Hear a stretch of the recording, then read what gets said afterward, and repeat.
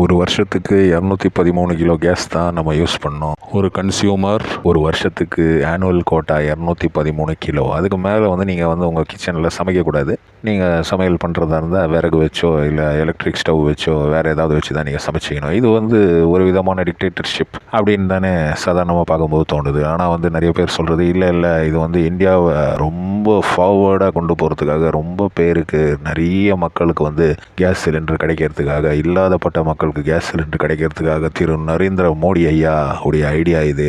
அவருடைய கவர்மெண்ட் பண்ண ஐடியா தான் இந்த கன்சியூமர் கேப். 213 கிலோவுக்கு மேலே நீங்கள் கேஸ் வாங்க முடியாது. ஏன்னா நீங்கள் உங்கள் மொபைல் நம்பர்லேருந்து தான் நீங்கள் புக்கிங் பண்ண முடியும். அந்த புக்கிங் ரெஃபரன்ஸ் நம்பரோட வரும். ஒரு சில விஷயங்கள் என்னதான் ஆனாலுமே எப்படி தான் ஆனாலுமே நாங்கள் இப்படி தான் பண்ணுவோம் அப்படின்ட்டு ஒரு சில ஆட்சியாளர்கள் பண்ணுவாங்க. அந்த மாதிரி ஒரு சில ஆட்சியாளர்களில் ஒரு ஆள் தான் நரேந்திர மோடி. சிலிண்டருக்கும் அவருக்கும் இருக்கிற கனெக்ஷன் ரொம்ப நாள் முன்னாடியிலேருந்தே இருக்குது. அவர் குஜராத் முதலமைச்சராக இருக்கும்போது ஜிஎஸ்டி போடுவோம் அப்படின்ட்டு அப்போ இருந்த காங்கிரஸ் கவர்மெண்ட் நாங்கள் ஜிஎஸ்டி எப்படியும் அமலாக்கம் பண்ணுவோம் அப்படின்னு ஒரு இது கொண்டு வந்தாங்க. உடனே இவர் ரொம்ப காட்டமாக அதை எதிர்த்தார். பல வார்த்தைகள் ரொம்ப மோசமாகலாம் பேசினார். ஆனால் அதுக்கப்புறம் பிஜேபி கவர்மெண்ட் வந்ததுக்கப்புறம் ஜிஎஸ்டி வந்துடுச்சு. ஜிஎஸ்டியில் உங்களுக்கு எல்லாருக்கும் தெரியும், நம்மளுக்கு எல்லாருக்கும் தெரியும் எவ்வளோ ஒருத்தர் ஜிஎஸ்டி கட்டுறாங்க, ஒருத்தர் எவ்வளோ டேக்ஸ் கட்டுறாங்க. டேக்ஸ் கட்டினதுக்கப்புறம் அவங்க இன்கமில் டேக்ஸ் கட்டுறாங்க, அதுக்கப்புறம் ஜிஎஸ்டியும் கட்டுறாங்க. அப்போ எக்ஸாம்பிள் பார்க்கணுன்னா கவர்மெண்ட் சர்வன்ட்ஸ் எல்லாம் இப்போ ஒரு 10 lakhs சேலரி வாங்குறாங்கன்னா அவங்க ஒரு அமௌண்ட் டேக்ஸ் கட்டுவாங்க. டேக்ஸ் கட்டினதுக்கப்புறம் அவங்க இந்த மாதிரி ஒரு பொருளுங்க வாங்கும்போதும் அந்த பொருள் மேலெல்லாம் ஜிஎஸ்டி கட்டுறாங்க. ஜிஎஸ்டியும் டேக்ஸ் தான். அவங்களுக்கு மொத்தத்தில் டபுள் டேக்ஸ் வருது. ஜிஎஸ்டியும் ஒரு டேக்ஸ் தான், இன்கம் டேக்ஸும் அதுவும் ஒரு டேக்ஸ் தான். அப்போது பார்க்க போனால் இப்போ 10 லட்சம் சம்பளம் வாங்கினாங்கன்னா அவங்க பாதி அமௌண்ட்டை கவர்மெண்ட்டுக்கே திருப்பி கட்டுற மாதிரி தான் கணக்கு அதில். ஆனாலும் மக்கள் ஹாப்பியாக தான் இருக்கிறாங்க. ஏன்னா மோடி ஐயாவுடைய கவர்மெண்ட் ரொம்ப நல்ல விஷயங்கள்லாம் பண்ணுறாங்க அப்படின்ட்டு சிலர் சொல்கிறாங்க. ஆனால் எல்லாரும் அதை நம்புகிற மாதிரி இல்லை.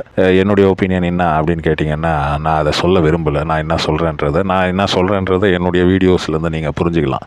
இப்போ இந்த கேஸ் விஷயத்துக்கே வரும். அந்த கேஸ் விஷயம் 213 கிலோன்ற அந்த ஒரு கேப், அந்த ஒரு அளவு நிச்சயம் பண்ணது, அந்த ஒரு அளவு வச்சது அப்படின்றது ரொம்ப தப்பான விஷயம் அப்படின்னு தான் நான் நினைக்கிறேன். ஏன்னா நீங்கள் இவ்வளோ தான் சமையல் பண்ணணும், இதுக்கு மேலே நீங்கள் சமையல் பண்ணக்கூடாது அப்படின்னு சொல்கிறது ரொம்ப தப்பான ஒரு விஷயம். யாருக்குமே அது ஒரு இரிட்டேஷன் ஆகக்கூடிய விஷயம் தான். எல்லா வருஷமுமே ஒரு சில வீடுகளில், ஒரு சில இல்லை 90% வீடுகளில் என்ன ஆகுதுன்னா, மார்ச் மாதம் ஆகும்போது அவங்க பிளாக்ல சிலிண்டர் வாங்குறாங்க.